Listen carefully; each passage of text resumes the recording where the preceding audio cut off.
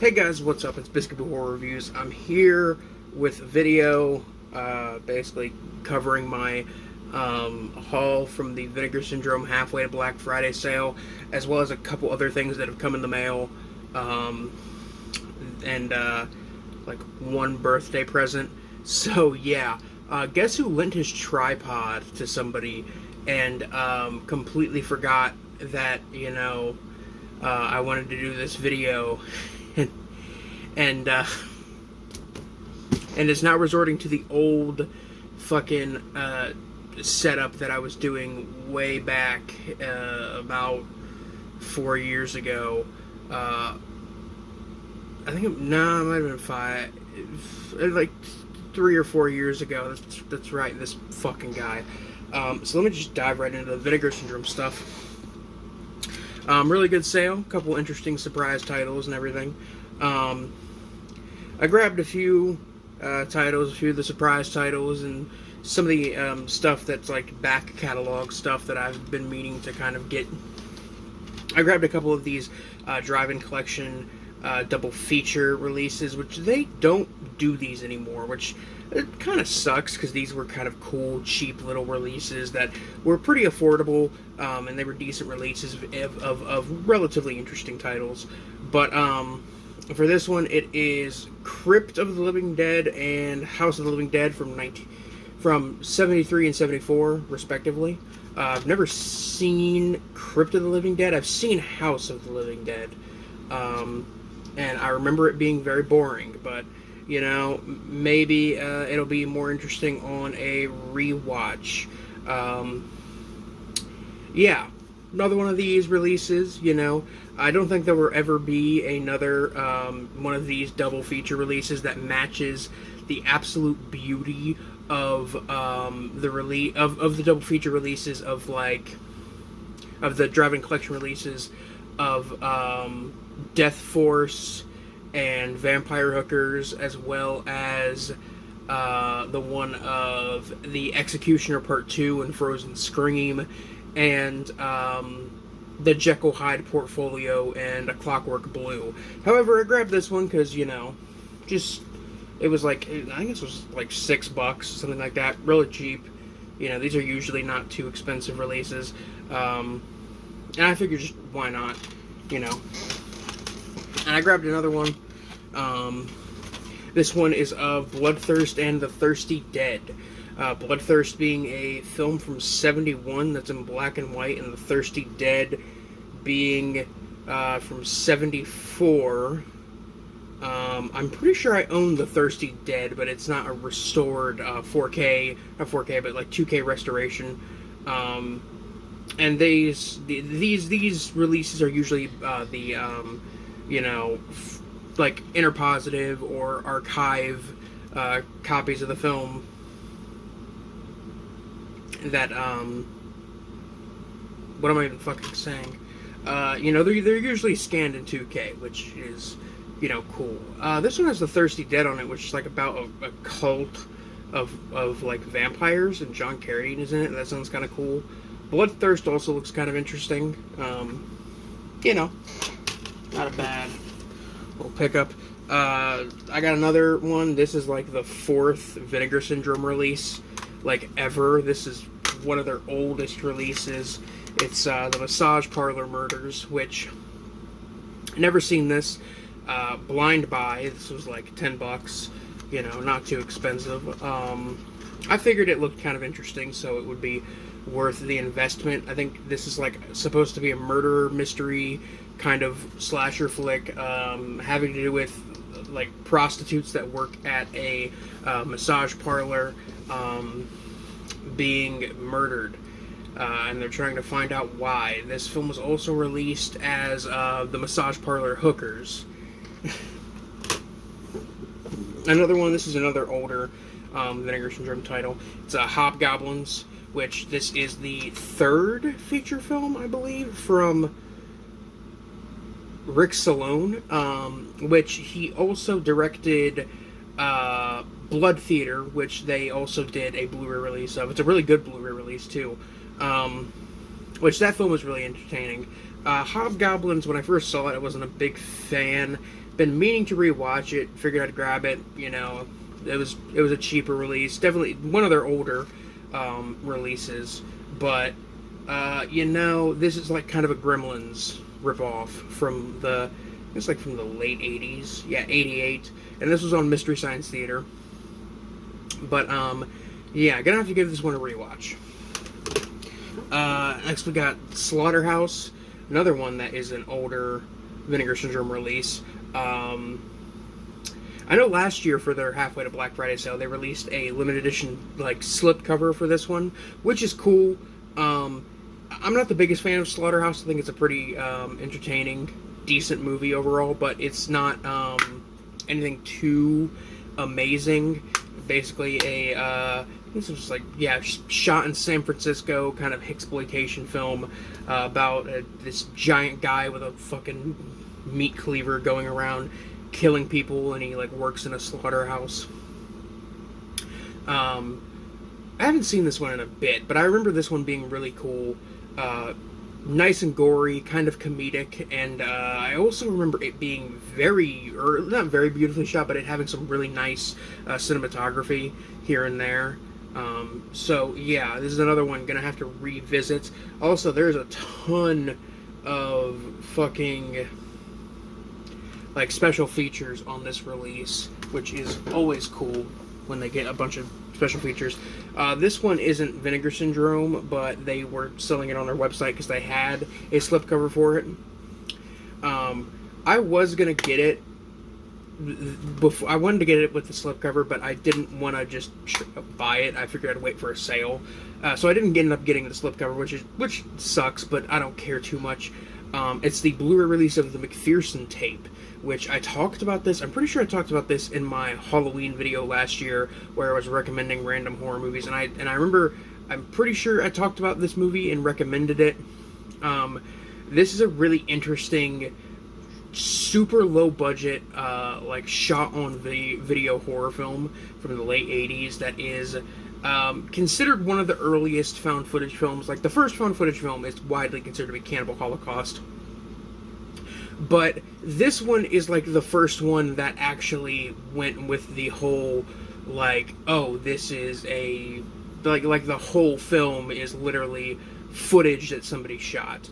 And this film has never actually been, like, officially 100% released, which is kind of a shame, because this movie's really cool. But the really interesting and cool thing about this movie is that when it was about to be released, there was a warehouse fire at the distributor's warehouse. So it ended up destroying, like, most of the copies of this, and this movie ended up getting traded around.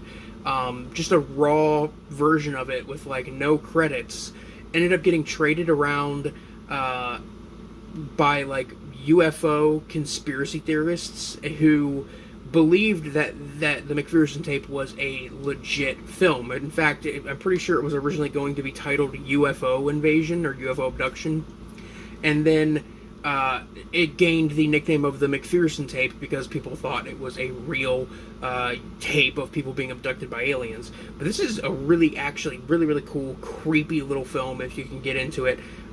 It's on Blu-ray, but it's a shot-on-video film, which is the biggest oxymoron ever. Not that I'm saying this doesn't deserve a nice release, because it does. It's a really cool movie. But, like, it's inherently shot on a bad medium, so therefore it retains all of the negative aspects of that medium. But, not a bad film at all. Definitely, like, if I were to say, you know, if I were to like recommend, you know, shot on video films that I think if these were like shot on if these were shot on 8mm or 16mm, these would actually be like legitimately really great, like, cult films. You know, it's like this and Black Past and Video Violence. Like, those are the ones. Like, if those movies would have been shot, if these movies would have been shot on, like, 16mm or 8mm, they probably wouldn't be, like, super iconic, but they would definitely be more well-known than they are. But still, you know, really cool stuff. This also contains, like, the 2017 director's cut under the title of UFO Abduction. Been meaning to re-watch it. Because I haven't watched this since I watched it like last summer, but I remember this being a really, really great one. One of the newer releases, Flesh Eating Mothers. This one is from earlier this year. This is the release of like a kind of zombie cannibalism comedy film from the 80s. It's been a very long time since I've seen this. It's been about 5 years. I remember specifically when I watched this, the last time I watched this, also the first time I watched this, I remember I was at the hospital and they had to do scans on my back because I had broken my back recently. So like basically my options were like, okay, drink the fluid that they needed me to drink, that will show up, that will make the fractures on the like CT scan or whatever, make them show up a lot easier, but it's gonna take like 3 hours for this thing to take effect. So my options were just go home and wait 3 hours, or just wait at the hospital, and I decided to wait at the hospital, and I just sat in the hospital food court. I remember specifically watching this on my phone at the hospital food court, which is just a weird way to experience this film for the first time. I know David Lynch would say I had never experienced this film before, but I remember this being very, very fun, especially for something that I was just watching randomly on my phone in a fucking hospital food court. Of course, this movie being only 80 minutes only took up like half the time. The rest of the time I just spent walking around just trying to find a way to kill time. But either way, you know, nice slipcover release, Flesh Eating Mothers. Not a bad little film. This one, Unmasked Part 25. This is a movie that I've been meaning to see for a while. I haven't seen it, haven't watched it yet. I'm lazy. But I know that this is supposed to be like a slasher film kind of parody, but it's also got like, I also heard that this has some pretty good, like, some really good kind of gory fucking death scenes and really well done gore effects, which is cool. You know, and especially for a British film made in the post-Video Nasties era.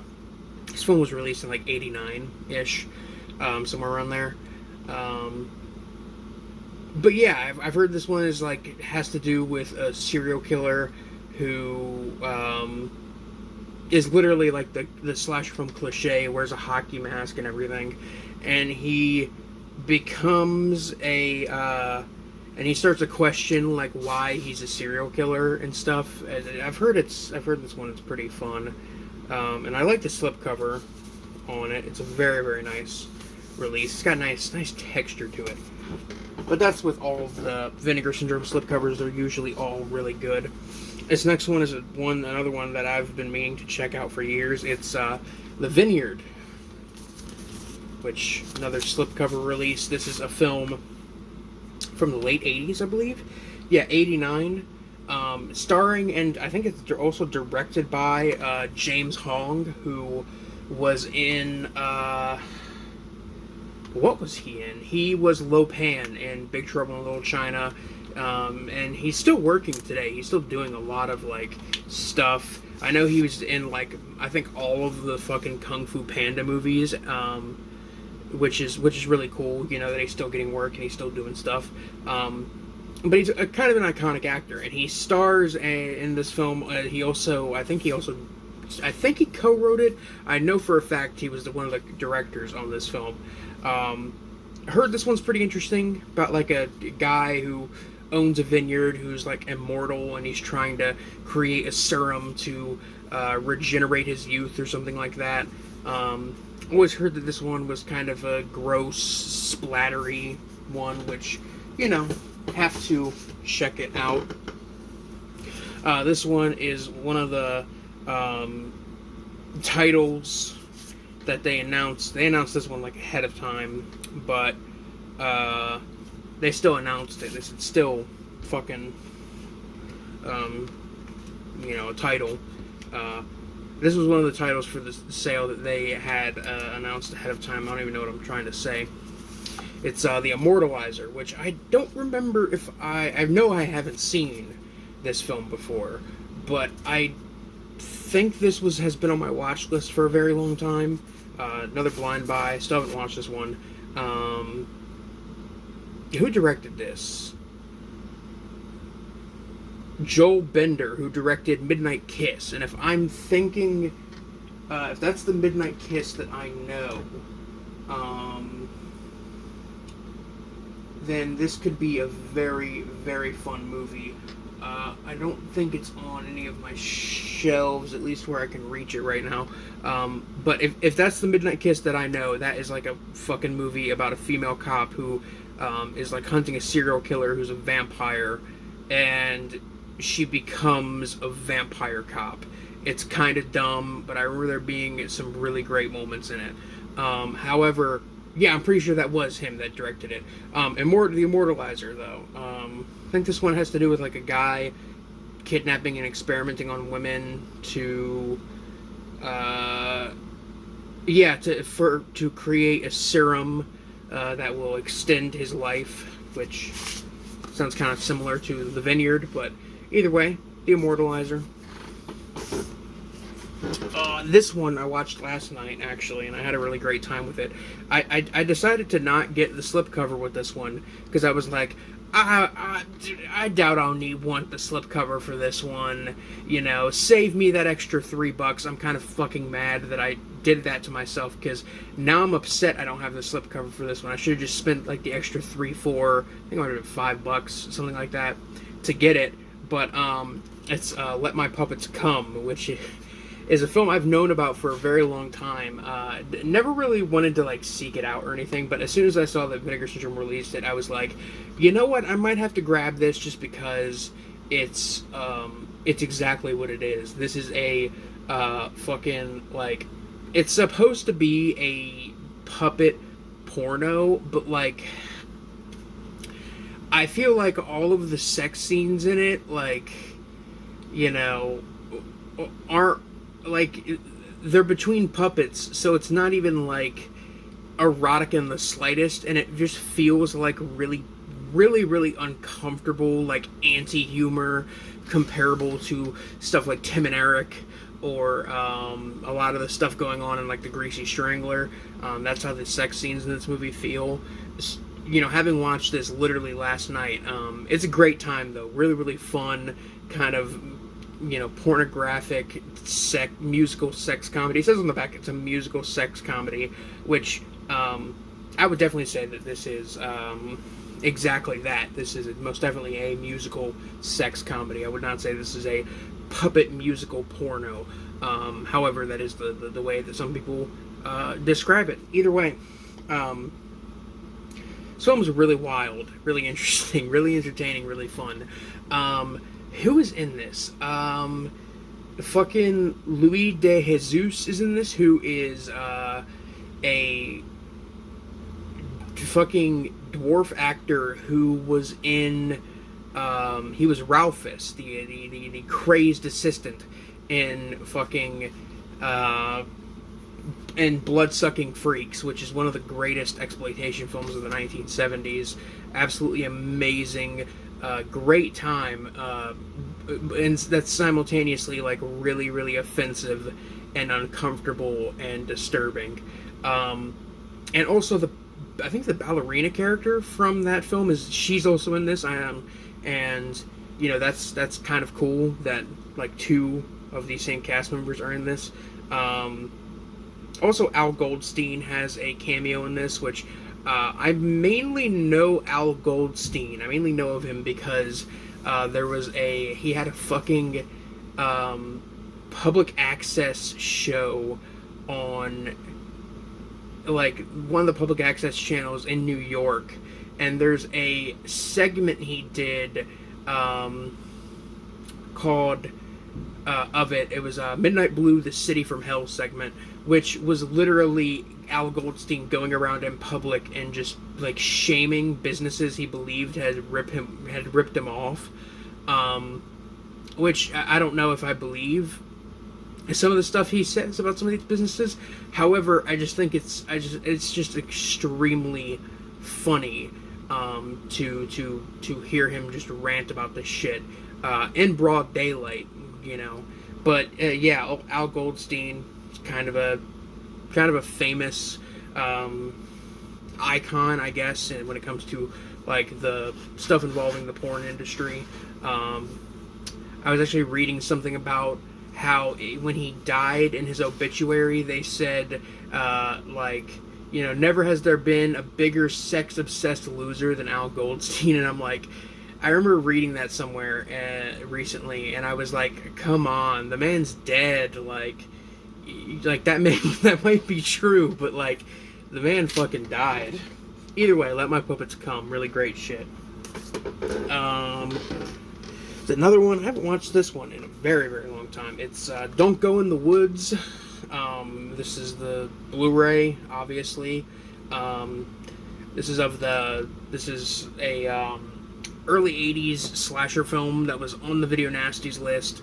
This one's kind of like a cult favorite. It's got like cheap gore effects and stuff. I remember watching this when I was like in high school, and I really fucking hated it. I thought it was boring.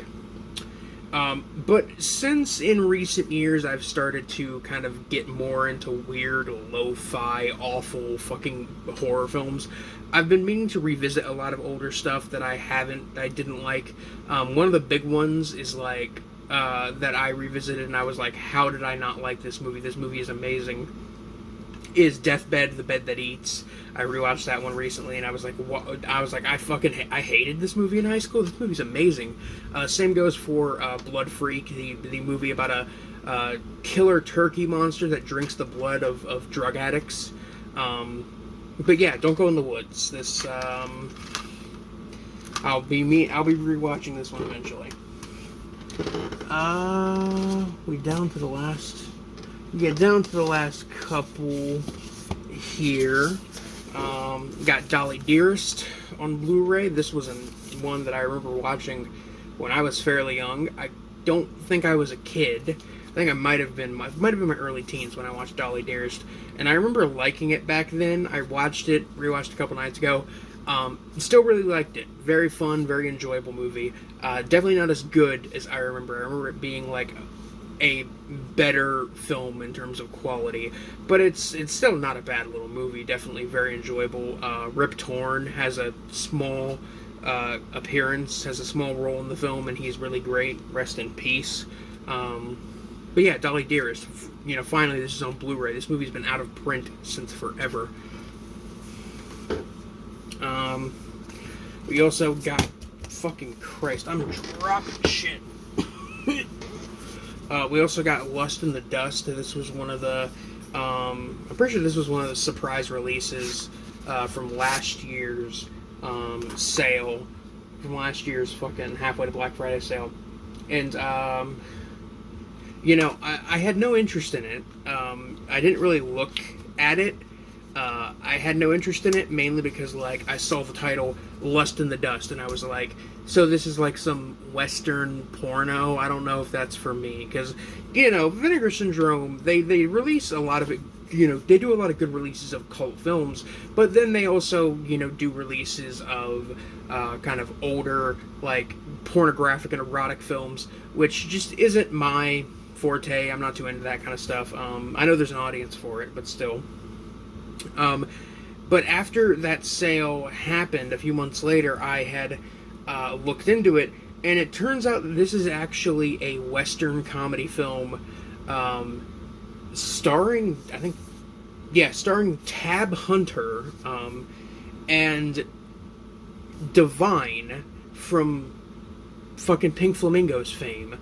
And this is directed by Paul Bartel, who, if you don't know that name, Paul Bartel is a really interesting director. He did a film in the 70s called Death Race 2000, which is a really, really great 70s exploitation title that Roger Corman produced. But he went on to do a movie in the early 80s called Eating Raoul, which is one of the best dark comedies I've ever seen. Literally a movie about a straight-laced couple who start like putting out ads in kind of sleazy newspapers, personal ads for, you know, degenerates and swingers, and they then kill them and steal their money and cars, and they do this in order to fund their restaurant that they want to open. And that movie is written, directed by, and stars Paul Bartel, and that movie is absolutely fucking amazing. It's got a Blu-ray release from Criterion that I've been meaning to pick up for a while. Might have to do that here soon. But when I found out that Lust in the Dust is directed by the same fucking guy, I was like, I've got to see this. And it has fucking Divine in it. Like, this is right up my alley. I fucking love Paul Bartel's movies. So, you know, gonna have to watch that one. The other one is one of the surprise titles, Blood Games, which I just did a review for. But really good stuff with that one. And the last title I got for the sale is fucking Dr. Jekyll's Dungeon of Death. This is a Blu-ray. This is one of their Vinegar Syndrome archive titles, which have the bottom loading slipcover, and they are numbered and limited. I think they're all limited to 3,000, but they are numbered, which, you know, I don't know if you can see that, but I got number 1,239 out of 3,000. This is a title that I literally grabbed because I was like, ooh, you know, archive title, limited, hand numbered, that's cool. That's something that I can always really appreciate and get into. And just the title, Dr. Jekyll's Dungeon of Death, sold me on this fucking movie. Jesus, the fucking exposure sold me on this movie, absolutely. And I wrote a review for it on my Letterboxd, which I will put the link to my Letterboxd in the description where you can read my review. But this movie is a very, very fun, very weird, off-the-wall, bizarre exploitation title. Never heard of it before this, and I probably would have never heard of it even after this sale, if this wouldn't have been a title that just jumped out at me. But yeah, that was my haul for the Vinegar Syndrome halfway to Black Friday sale. Is the lighting, like, fucked only when I have this set up? Because I swear to God, like, any other time the lighting is fucking fine.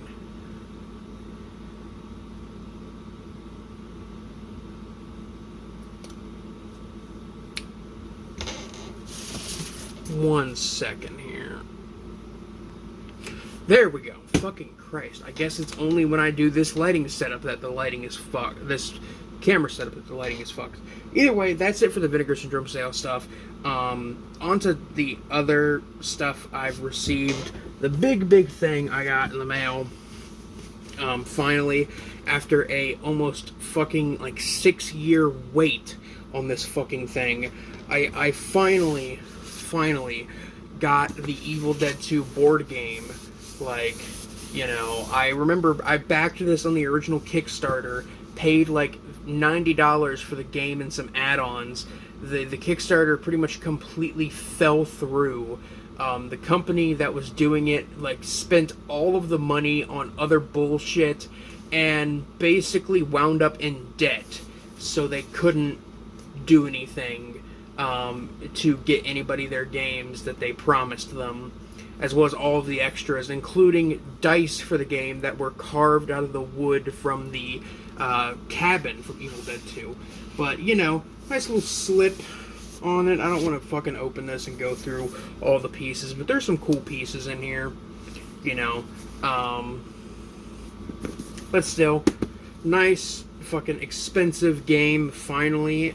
It literally took like 3 different Kickstarters, 3 different crowdfunding campaigns. There was the first one for this, and then they ran out of funds for it, stopped sending updates to people. That was like 2 years ago. And not too long before they stopped sending updates, they did another crowdfunding campaign. This one on Indiegogo, to avoid, you know, people being like, hey, you spent all the fucking money. Basically saying, hey, yeah, we're going to promise you guys games too. We just need more money to actually, like, put these games into production. So, yeah, they did. They started a second crowdfunding campaign on Indiegogo, and I don't know if that one was successful or not. Whether or not it was, we didn't get the fucking game. And after that, it was just like, okay, what are we gonna do now? Like, this is absolutely just a fucked situation.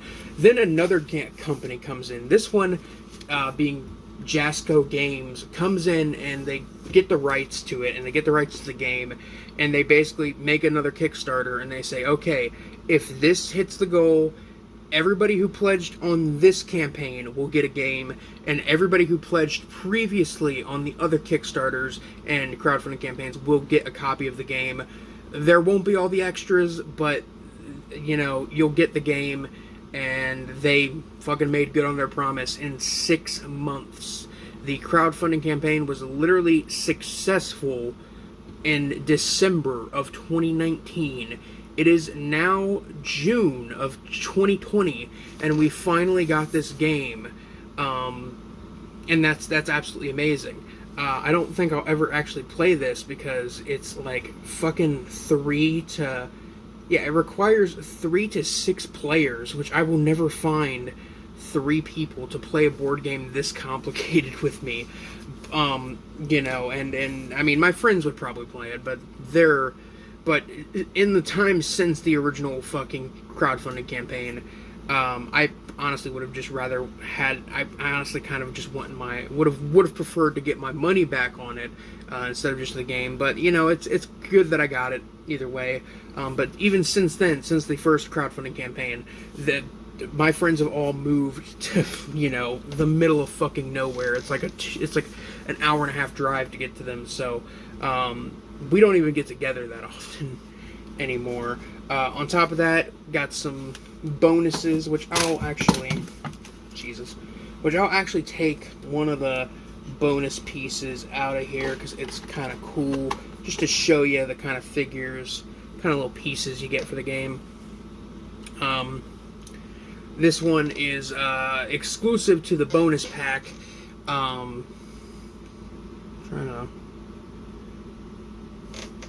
Let me see if I can. Is that focusing? Probably not. Fuck it. Either way, can't tell that one. It's the Gooseneck Henrietta from Evil Dead 2, which is a really cool figure. And then there's one of Ash as a Deadite. There's, you know, like, so much cool extra stuff with this that, you know, there was so much more too. There was a add-on pack for the game that, like, brought Zombie Hitler into the mix for some fucking reason. There was an add-on pack, which is one of the ones I got, I pledged for, which was an endless mode, which basically added extra pieces to the actual board. That way you could expand the forest surrounding the cabin out to as far as you want it to be, and you can hide the pages out there if you want, which could make the game last even longer, which is really cool. I guess I gotta fucking, like, get down to the last few things. The Liquid Death album on vinyl, which is very, very cool. Liquid Death literally took all the hate mail they've received and turned them into death metal, which is actually not bad death metal, surprisingly. But it's a cool little novelty to have. I'm not mad about it. This one is a gift from my friend Damon. It is the album from King Gizzard and the Lizard Wizard, Infest the Rat's Nest, which is... King Gizzard is a really interesting band. All of their albums, like, sound different. And this is their album that's like a classic thrash metal album. Really great thrash metal album, honestly, too. But this one is quite literally a kind of concept album about rich people ruining the Earth so bad that they go and colonize Mars.